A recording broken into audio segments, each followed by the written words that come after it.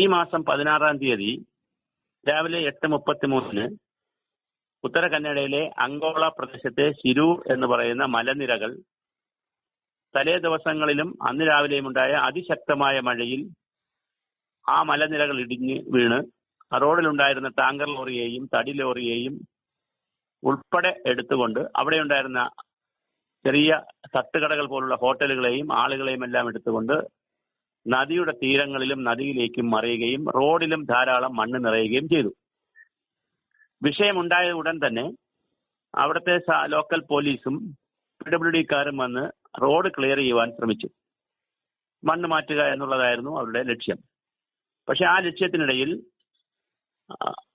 കാരണം അങ്ങനെ ലക്ഷ്യമിട്ടതിന് കാരണം അത് ദേശീയപാതയാണ്. അപ്പോൾ സ്വാഭാവികമായിട്ട് ധാരാളമായി വാഹനങ്ങൾ, പ്രത്യേകിച്ച് മറ്റ് സംസ്ഥാനങ്ങളിൽ നിന്ന് കേരളത്തിലേക്കും മറ്റ് സംസ്ഥാനങ്ങളിലേക്കും ധാരാളം ചരക്കുകൾ കൊണ്ടുപോകുന്ന ഒരു ദേശീയപാതയാണ്. അപ്പോൾ അതുകൊണ്ട് തന്നെ വളരെ പെട്ടെന്ന് ഇത് ക്ലിയർ ചെയ്യാനുള്ള ശ്രമങ്ങൾ ആരംഭിച്ചു. ഒന്നാം ദിവസം ക്ലിയർ ചെയ്യാൻ ശ്രമങ്ങൾ ആരംഭിക്കുമ്പോഴാണ് അതുവഴി പോയ ലോറികളിൽ, അല്ലെങ്കിൽ അവിടെ നിർത്തിയിട്ടിരുന്ന ലോറികളിൽ ചിലത് കാണാനില്ലെന്നും അവിടുത്തെ കടകൾ കാണാനില്ലെന്നും ഒക്കെയുള്ള വാർത്തകൾ നാട്ടിലാകെ പരക്കുകയും കേരളത്തിലെ കോഴിക്കോടുള്ള അർജുനൻ എന്ന് പറയുന്ന ഡ്രൈവർ ഓടിച്ചിരുന്ന ഡ്രൈവറിന്റെ ആ വണ്ടിയുടെ ഉടമ മനാഫും അതുപോലെ അവരുടെ കുടുംബവുമൊക്കെ പരാതിപ്പെടുകയും കേരളത്തിൽ പരാതിപ്പെടുകയും പലർക്കും മെയിൽ അയക്കുകയൊക്കെ ചെയ്തപ്പോൾ സജീവമായ പ്രവർത്തനങ്ങൾ നടന്നു. പക്ഷെ സജീവമായ പ്രവർത്തനങ്ങൾ നടന്നപ്പോൾ വളരെ കൃത്യമായ ഒരു ഡിസാസ്റ്റർ മാനേജ്മെന്റ് ആക്ട് അനുസരിച്ചുള്ള അല്ലെങ്കിൽ പ്ലാൻ അനുസരിച്ചുള്ള ഒരു ആസൂത്രണമില്ലാതെയാണ് അവിടെ ഈ പ്രവർത്തനങ്ങളൊക്കെ നടന്നു വരുന്നത് എന്നാണ് നാം മനസ്സിലാക്കുന്നത്. ഇനി വളരെ ലളിതമായി അങ്കോളയെക്കുറിച്ചും ചെറുതായി അറിയേണ്ടതുണ്ട്. 300 മീറ്ററിലധികം ഉയരമുള്ള യങ് മൗണ്ടൻസ് എന്ന് പറയുന്ന, അതായത് ഈ പ്രായം കൊണ്ട് ചെറുപ്പമായിട്ടുള്ള മലനിരകളാണത്. പ്രായം കൊണ്ട് ചെറുപ്പമായ മലനിരകളായ സ്വാഭാവികമായിട്ട് അതിന്റെ കനവും അതിന്റെ ഡ്യൂറബിലിറ്റിയും ആയുസുമൊക്കെ കുറവായിരിക്കും. വളരെ പെട്ടെന്ന് മഴയത്ത് വളരെ പെട്ടെന്ന് ലൂസ് സോയിൽ ആയതുകൊണ്ട് താഴേക്ക് വരാൻ സാധ്യതയുണ്ട്.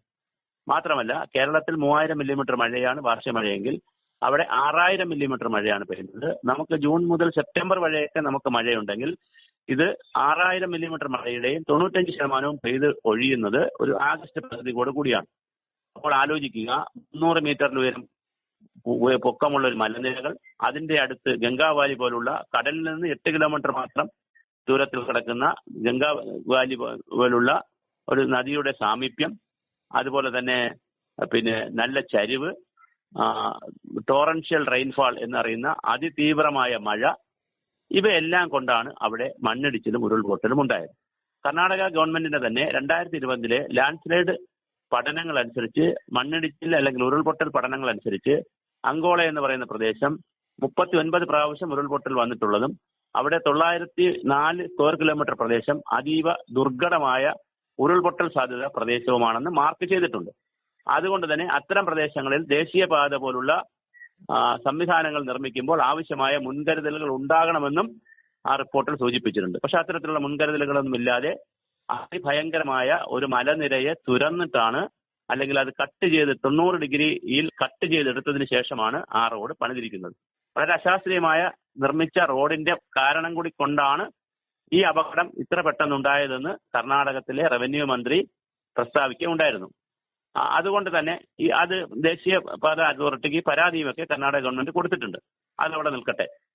അപ്പോൾ ഇത്തരത്തിൽ ഒരു അപകടം ഉണ്ടായപ്പോൾ സ്വാഭാവികമായും നമ്മുടെ disaster management act 2005 disaster management act വരാൻ കാരണം 2004 സുനാമിയുടെ പശ്ചാത്തലത്തിലാണ്.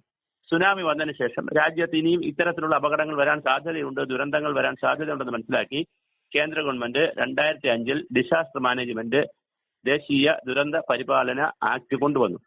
ആക്ട് അനുസരിച്ച് രാജ്യത്ത് പ്രധാനമന്ത്രിയാണ് ദേശീയ തലത്തിൽ അതിന്റെ ചെയർമാൻ, ക്യാബിനറ്റ് സെക്രട്ടറി ആണ് അതിന്റെ ദേശീയ തലത്തിലുള്ള കൺവീനർ അല്ലെങ്കിൽ ചീഫ് എക്സിക്യൂട്ടീവ് ഓഫീസർ. സംസ്ഥാന തലങ്ങളിൽ മുഖ്യമന്ത്രിയാണ് ചെയർമാൻ, അത് ചീഫ് സെക്രട്ടറിയാണ് അതിന്റെ CEO ചീഫ് എക്സിക്യൂട്ടീവ് ഓഫീസർ. പിന്നെ സ്റ്റേറ്റ് റിലീഫ് കമ്മീഷണർ ഉണ്ട്. എല്ലാ ജില്ലകളിലും ജില്ലാ കളക്ടർമാരാണ് അതിന്റെ ഈ സംവിധാനത്തിന്റെ ഡിസാസ്റ്റർ മാനേജ്മെന്റ് അതോറിറ്റിയുടെ കൺവീനറായി വരുന്നത്. അതുപോലെ പിന്നെ പഞ്ചായത്ത്, വില്ലേജ് അടിസ്ഥാനം വരെ ഇതിന് സംവിധാനങ്ങളുണ്ട്.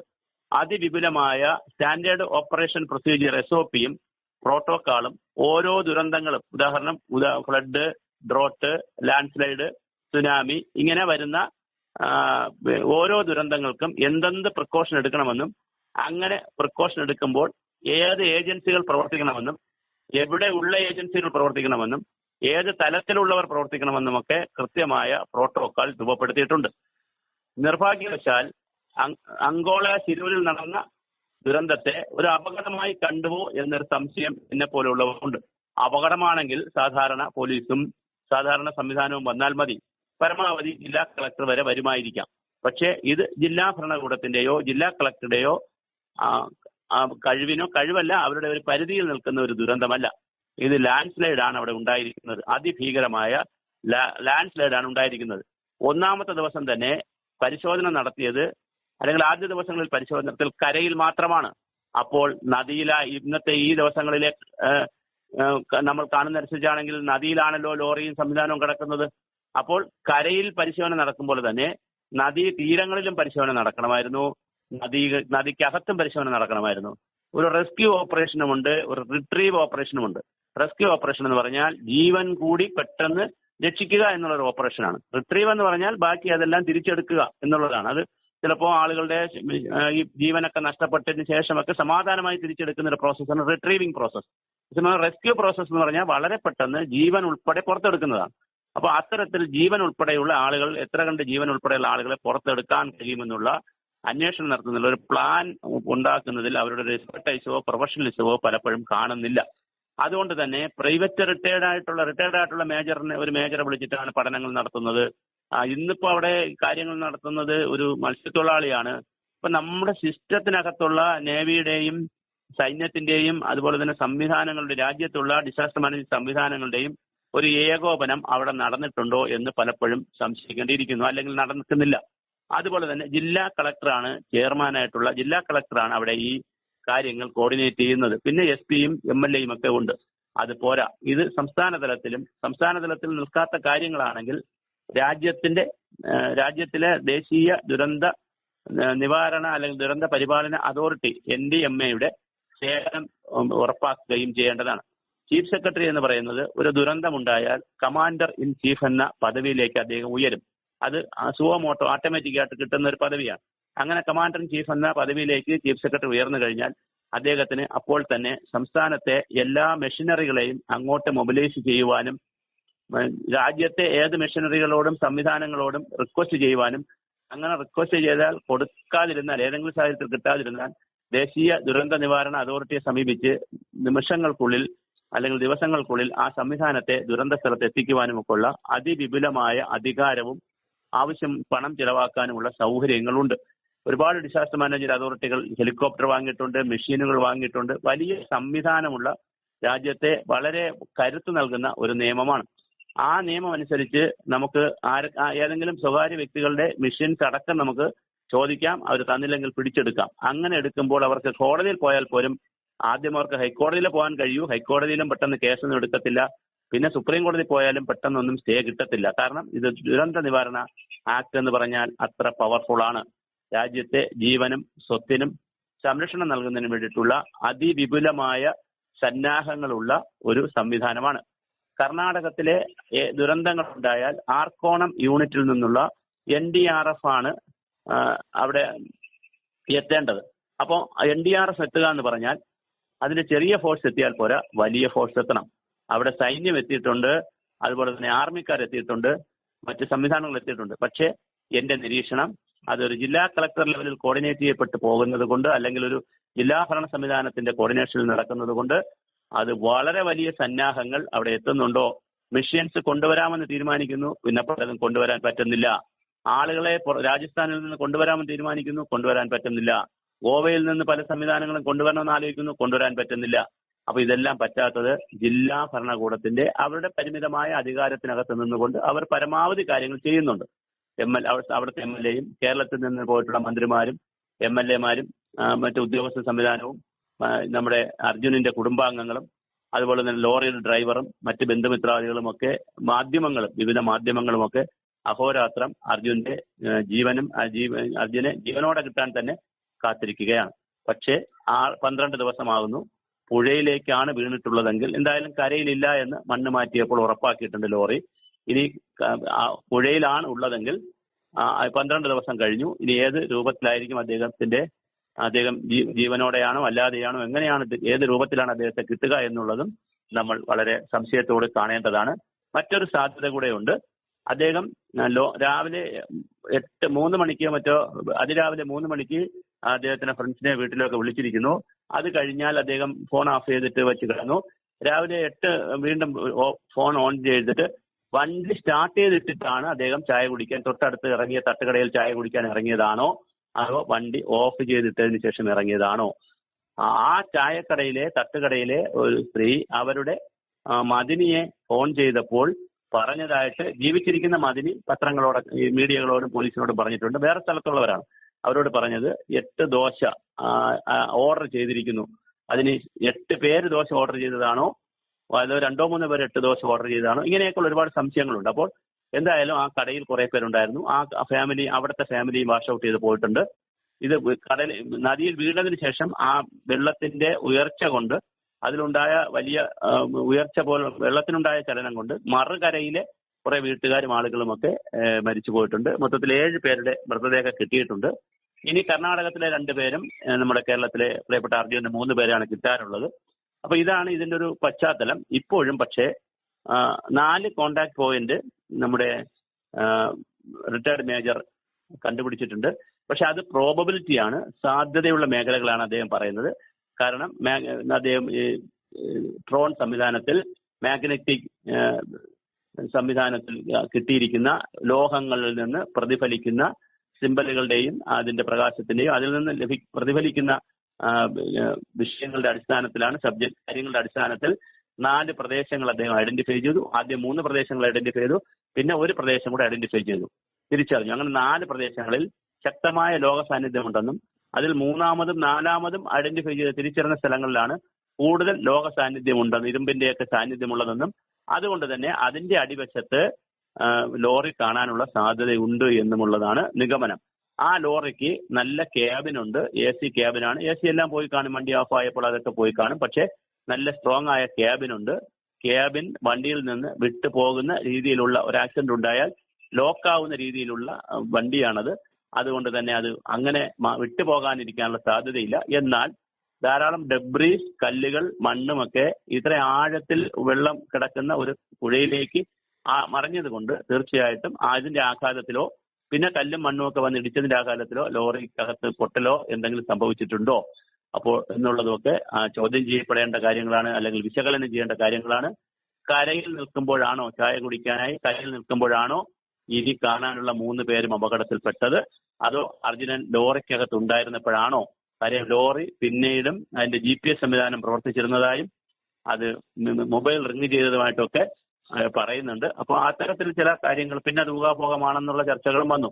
പക്ഷെ ഞാൻ സൂചിപ്പിക്കുന്നത് അങ്കോള ശിരൂരിൽ നടക്കുന്ന അല്ലെങ്കിൽ നടന്ന ഈ ഡിസാസ്റ്റർ അല്ലെങ്കിൽ ദുരന്തം ഒരു കേവലം അപകടം എന്നുള്ള നിലയിലാണ് ഹാൻഡിൽ ചെയ്ത് തുടങ്ങിയത്, കൈകാര്യം ചെയ്ത് തുടങ്ങിയത്. പക്ഷെ അതൊരു ദുരന്തം എന്നുള്ള സംവിധാനത്തിലേക്ക് അവർ വീണ്ടും മാറി കൈകാര്യം ചെയ്യാൻ തുടങ്ങിയപ്പോഴും ജില്ലാ ഭരണ സംവിധാനങ്ങളുടെ പശ്ചാത്തലത്തിൽ നിന്നുകൊണ്ടാണ് ഈ കാര്യങ്ങൾ ഇപ്പോഴും പോകുന്നത്. നമ്മുടെ ഇവിടെ നിന്ന് പോയിട്ടുള്ള MLA-മാരും മന്ത്രിമാരും മറ്റെല്ലാവരും കളക്ടർ വിളിച്ചുകൂട്ടുന്ന യോഗത്തിൽ കാര്യങ്ങൾ ബ്രീഫ് ചെയ്യുന്നു, പല ഓപ്ഷൻസ് എടുക്കുന്നു, അതിൽ ബെസ്റ്റ് ഓപ്ഷൻ അവർ നടപ്പിലാക്കുന്നു. എന്റെ വ്യക്തിപരമായ അഭിപ്രായം, അക്കാഡമിക് ആയിട്ടുള്ള അഭിപ്രായം, ടെക്നിക്കലായിട്ടുള്ള അഭിപ്രായം അത് പോരാ.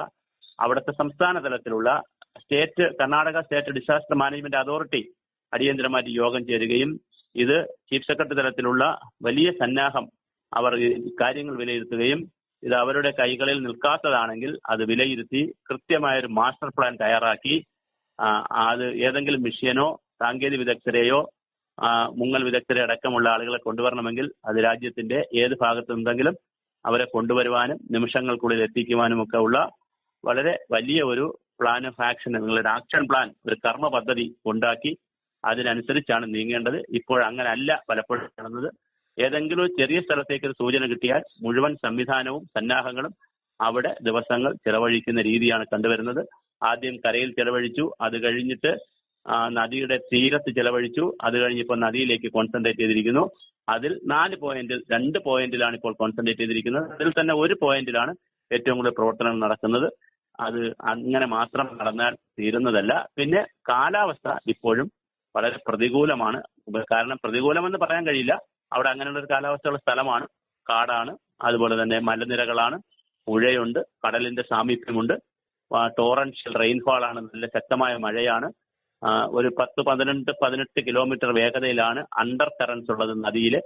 സ്വാഭാവികമായിട്ട് ആരെങ്കിലും ഇറങ്ങിയാൽ, നല്ല പ്രാക്ടീസ് ഉള്ള ആളുകൾ അല്ലാത്ത ആരെങ്കിലും മുങ്ങൽ വിദഗ്ധർ ഇറങ്ങിയാൽ അവരെ നമ്മൾ മിക്സിക്കകത്ത് വെള്ളം അടിച്ച് മിക്സി അടിക്കുമ്പോൾ അതിനകത്ത് വെള്ളം കിടന്ന് കറങ്ങുന്നത് പോലെ ഇത് വെള്ളം താഴേക്ക് ഈ നദിക്കടിയിൽ കിടന്ന് കറങ്ങുകയും ആ കറക്കത്തിൽ അവിടെ ആളിന് നിൽക്കാൻ കഴിയാതെ വരികയും ഒരുപാട് ചെളിയൊക്കെ അടിച്ചു കിടക്കുന്നതുകൊണ്ട് വിസിബിലിറ്റിയും കിട്ടത്തില്ല, കാണാനും കഴിയത്തില്ല, മറ്റ് അപകട സാധ്യതകളുമുണ്ട്. അപ്പോൾ മനുഷ്യ സാധ്യമായ രീതിയിലല്ല കാര്യങ്ങൾ ചെയ്യേണ്ടത്. യന്ത്രങ്ങളുടെയും മറ്റ് സംവിധാനങ്ങളുടെയും സഹായത്തോടു കൂടിയിട്ടുള്ള ഒരു ആക്ഷൻ പ്ലാൻ തയ്യാറാക്കി, കൃത്യമായൊരു കർമ്മപദ്ധതി തയ്യാറാക്കി വേണം ഇത് ചെയ്യേണ്ടത്. മറ്റൊരു സാധ്യതയുള്ളത്, ഇതിന്റെ ചുഴികളും വെള്ളത്തിന്റെ ഒഴുക്കും കുറഞ്ഞിട്ട് ചെയ്യാം എന്ന് വിചാരിച്ചാൽ കുറേ ദിവസമെടുക്കും. ഒരു ആഗസ്റ്റ് പകുതി കഴിഞ്ഞ് സെപ്റ്റംബർ ആകുമ്പോൾ മാത്രം, ആഗസ്റ്റ് പകുതി കഴിയുമ്പോഴാണ് വെള്ളം ശാന്തമാകുന്നത്. അതുവരെ വളരെ ഹൈ പൊട്ടൻഷ്യലിലാണ് അണ്ടർ കറൻസ് അല്ലെങ്കിൽ അടിയൊഴുക്ക് അവിടെ ഉള്ളത്. അപ്പൊ അതുവരെ നമുക്ക് കാത്തിരിക്കാൻ കഴിയില്ല. കാരണം നമ്മുടെ അർജുനെയും മറ്റ് രണ്ടുപേരെയും ഏത് പൊസിഷനിലായാലും തിരിച്ചെടുക്കേണ്ടതും അതുപോലെ തന്നെ മറ്റ് ലോറി അടക്കമുള്ള എല്ലാ കാര്യങ്ങളും കണ്ടെത്തേണ്ടത് ഒരു അത്യാവശ്യമാണ്.